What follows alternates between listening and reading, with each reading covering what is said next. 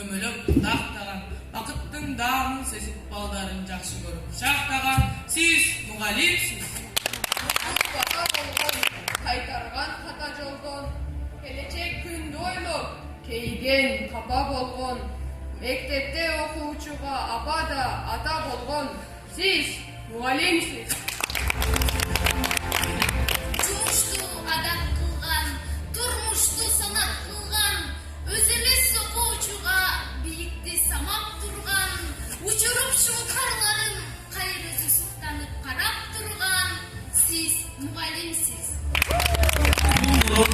Köktün, merimin jarkıp tökkün, üy bile mektep çükün, üzürlü tartıp ketken, erke kubanıp da agayım degen sözgü balkıp ketken, men mugallimmin.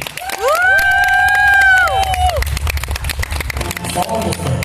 Hep ойлоп көрдүңүздөр беле. Bir имаратты куруу үчүн канча жумушчу күч керек? Ал имаратты куруу үчүн орточо канча күн сакталат? Имаратка кеткен чыгымдардын жалпы көрсөткүчү канча болот? Бул үч суроого бир сөз менен да жооп берүүгө болот. Ал сөз математика. Deseng sen kurucu demek bil, algebra kesibine gerektir, adamdarga tiyse kendek jargı, sandar sağa men üretken berektir. Биздеги муңдуулуктун азайышы адам организминдеги көптөгөн оорулардын келип чыгышына себеп болот.